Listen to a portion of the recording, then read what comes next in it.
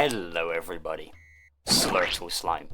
The green mucus that these weird little snail things in the caves poop out after they eat enough rocks. It's an item that not many people go out of their way to get, despite its versatility.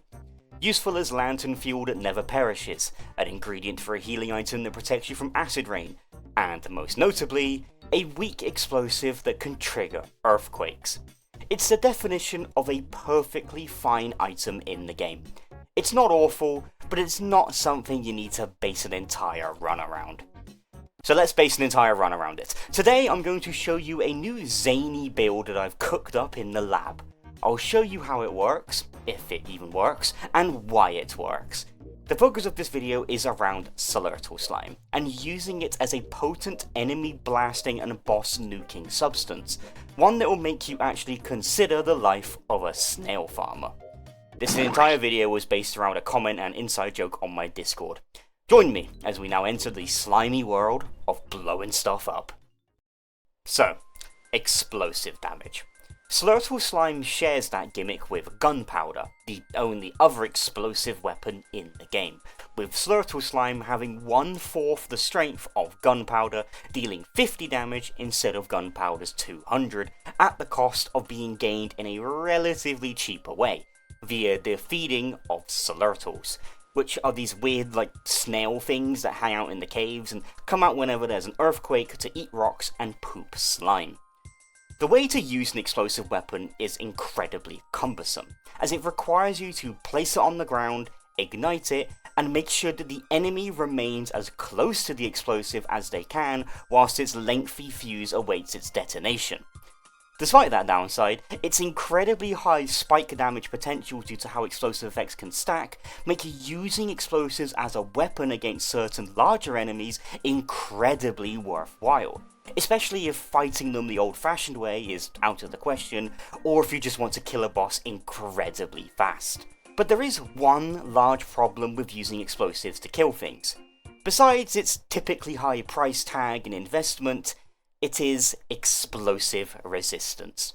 If you do the math, you'll come to see that the Deerclops would need exactly 80 SLURTLE Slime to kill, which is around 2 stacks. However, in practice, you'll notice that those 2 stacks is not enough to kill them, despite it theoretically doing exactly enough HP damage. That is because a lot of the boss enemies in the game have a mechanic known as explosive resistance, which, via the formula shown on screen, means that they will take increasingly less and less damage from explosives the more damage they take from explosive within a short time.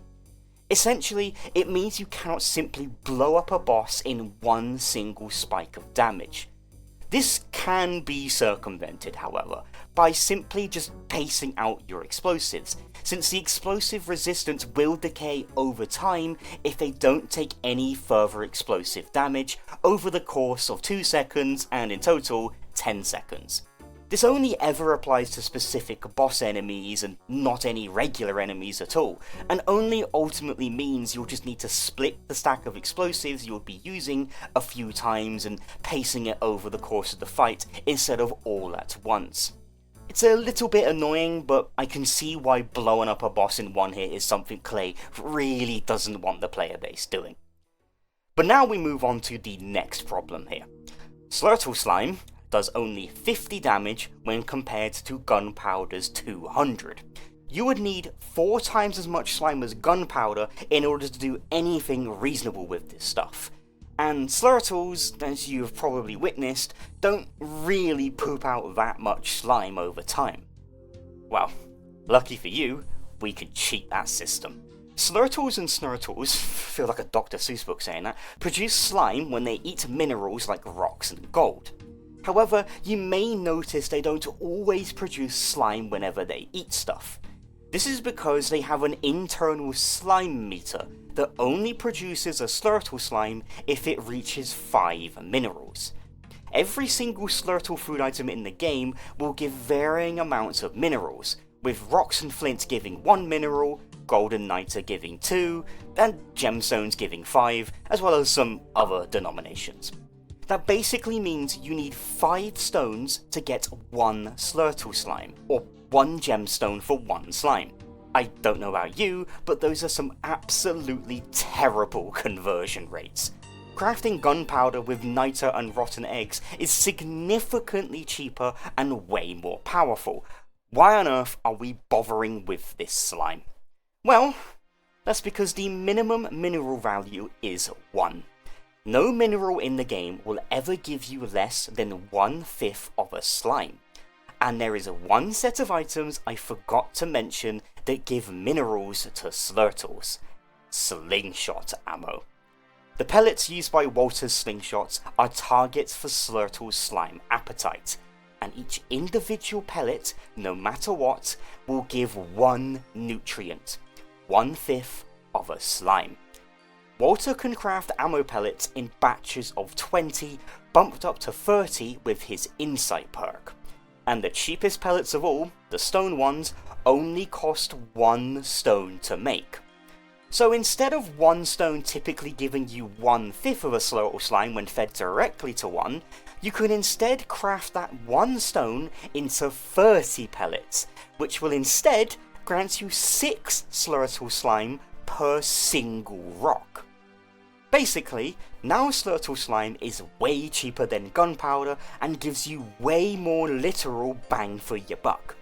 All you gotta do is be Walter and have a little cave base next to a group of Slurtles and take on the role of a snail farmer, which is exactly what I did. I started up a little playthrough where my goal was just that. I spent the first few days gathering a bunch of topside materials before heading into the caves to find a cozy little base spot next to some Slurtle mounds. Walter is absolutely amazing for both exploring the caves and living down there, since he never loses any sanity from darkness and can travel around the caves stupidly fast thanks to Wobie. After I got a little cozy cave base set up, I got to work on feeding my Slurtles. With rocks that literally fell from the sky or from nearby stalagmites, I crafted as many stone rounds as I could afford, letting them spill out of my inventory into numerous piles all around the Slurtle dens. And then my little buddies got to work, munching away on all the yummy slingshot bullets, pooping out slime with little bother in the world. These guys are neutral creatures, and they'll only attack you if you have rocks in your inventory just to get the rocks out of your inventory. But if they're busy eating something else, then they have no reason to bother you whatsoever. And while Slurtles will only come out of their dens due to earthquakes or aggression, they will never return back into their dens until there's nothing left for them to do outside. And since I surrounded their dens in hundreds upon hundreds of slingshot pellets, I never have to worry about them going back inside or bothering to fence them off to trap them. Due to how slow these Slurtles actually eat and digest minerals, they were literally always just standing outside of their houses having the time of their lives, producing stacks upon stacks of slime for me with incredibly little investment. They kept doing this for so long that I was able to expand my base a little bit more, gather more materials on the surface, and overall make a comfy little life for myself underground. All the while they just kept munching away on those slingshot pellets, with me only needing to stock them back up every few days for like 5 rocks. Walter has now finally lived out of their dream of becoming the snail farmer. This is the slug incident that he was talking about in his quotes, by the way. Now that we got all this slime, it's time to blow things up with it. Originally, I was going to use it for gathering resources, but slime is terrible at harvesting anything since each explosion only counts as 1 hit from a tool, meaning you need like 6 for a boulder and 15 to chop down a single tree. Though, you can get some use of it if you plant a bunch of trees really tight together, same with the marble shrubs. Instead of doing all that though, I blew up these completely stationary sleeping hounds guarding a fire staff in a set piece that I didn't even know could spawn in the caves. This was cool, but nothing too impressive or crazy. It took 2 slime each to kill a firehound, since they only had 100 HP a pup. To calculate how much slime you need to kill something, just divide it by 50. Normally it would take 6 stone pellets to kill a firehound, so this actually was a net negative in damage per pellet, since instead of using 6 pellets to directly kill the hounds, it took 2 slime, which in total took 10 pellets to craft. But don't let that put you off just yet.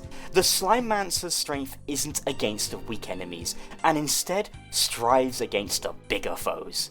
Bigger foes that move around and require timing with incredibly fiddly explosives. Which is why I made sure to get myself a Prestidigitator and some moon rocks during prep time. This lets little old Walter craft the freezing rounds with blue gems. Now, I never actually have used these in the past because I assumed that freezing rounds were a waste of materials, but it just so turns out that is very far from the truth. An ice staff, made from 1 blue gem, has 20 durability, with each use of the staff dealing 1 bit of freeze build-up to an enemy. Ice rounds also use 1 blue gem to craft 30 pellets with the inside perk that deal 2 instances of freeze build-up per shot. That means, as an ice staff, you get 20 freeze power per blue gem, but with the freezing rounds, you get 60 freeze power per blue gem, since you get 30 shots that deal 2 times freeze build-up, which is way better than the ice staff, and can even be combined with the fuel sight frame for Walter's slingshot to make that freeze build-up apply in an area. But why am I bringing all this nonsense up? Isn't this video meant to be about slime? Well, I mention that because of how annoying it can be to time your explosives.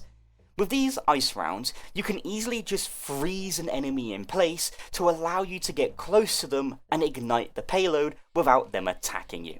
Just like I did against this clockwork on the surface. This guy has 900 health, so it took 900 divided by 50, that's 18 slime to slime out. But the fire from igniting the slime actually thaws out any frozen targets, so using ice rounds isn't as powerful as I expected. Oh well, it still helped out a tiny bit, ignore everything I talked about earlier. But look, the clockwork died instantly. Whilst, yes, this does do less damage per pellet than if we were to just shoot them with our slingshot normally, it also took a literal fraction of the time it would have taken if we did fight it with stone pellets. Seriously, if we were to shoot this thing with stone pellets, we would have been here for a very long time. This is the appeal of the Slimemancer. You trade out the time spent fighting enemies and putting yourself in danger's way for time spent on the slime farm so you can blow up enemies in one fell swoop, keeping you out of harm's way and you with your lovely sluggish friends. Bonus points if the enemy can be frozen, put to sleep, or just stand still like an idiot for long periods of time, allowing you to blow them up. But now it's time we put this to the ultimate test. We've proven that the slime is powerful, and we've proven that the slime is plentiful. It is now time we show that slime is the best thing that can be found underground. It's time we slime out the ancient fuel weaver. Hang on, sorry, wait a minute. The ancient guardian, my bad, the boss of the ruins. So after farming a backpack full of slime for a few days, I set out to the ruins, getting incredibly lost and incredibly frustrated on the way there, running into countless dead ends over and over, and finding out that Woby sets off dangling Depth Dweller's nest and almost dying in the labyrinth. But I did eventually find the Ancient Guardian itself. With slime in my backpack and ice in my slingshot, I was able to freeze the big guy continually, whilst I detonated stacks upon stacks of slime right next to his very feet, and then the fight was over before it even started. Okay, look, I got some explaining to do. First thing, the Ancient Guardian is super weak to being frozen, so that's why I was able to freeze it continually over and over again with just one ice round shot.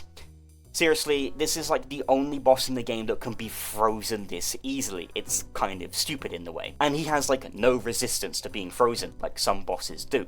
Secondly, I was able to use exactly 5 stacks of slime, the perfect amount to slime this guy out, because for some reason, he's one of the few bosses in the game that doesn't have any of that funny explosive protection I waffled on about earlier. So that means, yeah, you can just blow this guy up in one fell swoop. Did I, choose the weakest and easiest boss in the game to prove that my stupid build could theoretically work? Well, I mean, it's not a theory if it did work, right? Yeah, sure, fighting literally any other boss in the game would take a lot more slime, some pacing to work around the explosive resistance, and even in some cases having to work around the freezing resistance that some bosses have. But it does work, and you cannot deny it ain't one of the stupidest and most interesting ways to play this game. Slimemancer Walter, everybody. I give this playstyle a solid 3 slimes out of 5. It's got potential, definitely, and it's cool for spiking down strong enemies with ease, but it requires you to live in the caves and babysit a bunch of snails for a living, since they won't produce slime if they're not loaded in. You can't just feed them pellets and then go back to the surface. You need to be near them for them to poop out slime. It seems kinda weird and lame in theory having to do all that for, honestly, mediocre damage, and it's not too far off in practice, but it gains extra points for being an interesting and weird little way to play the game. Still, I bloody love it and I would recommend it any day of the week. It keeps Walter out of harm's way, which is a character that you usually want to keep out of harm's way, and that's why he has a slingshot actually, you don't need to blow slime up. And if you don't want to just blow enemies up with all that slime, you can instead use that slime as an unperishing lantern fuel or as a way to farm earthquakes. Honestly, you will have so much slime with this, you will never run out of lantern fuel or earthquakes ever again. I strongly recommend it for that reason alone, if you're playing Walter, that is. Thank you so much for watching, everybody. If you have any stupid other build ideas for me to try out, then drop a comment down below and maybe I'll review your silly builds next. Remember, it doesn't have to be a good build, it just has to be a fun one. That's what's most important in this game. For now, I'm going to go tend to my snail farm so I can get the 2000 slime it requires to kill Misery Toadstool. Cheers for watching, everybody. Take care. Bye bye.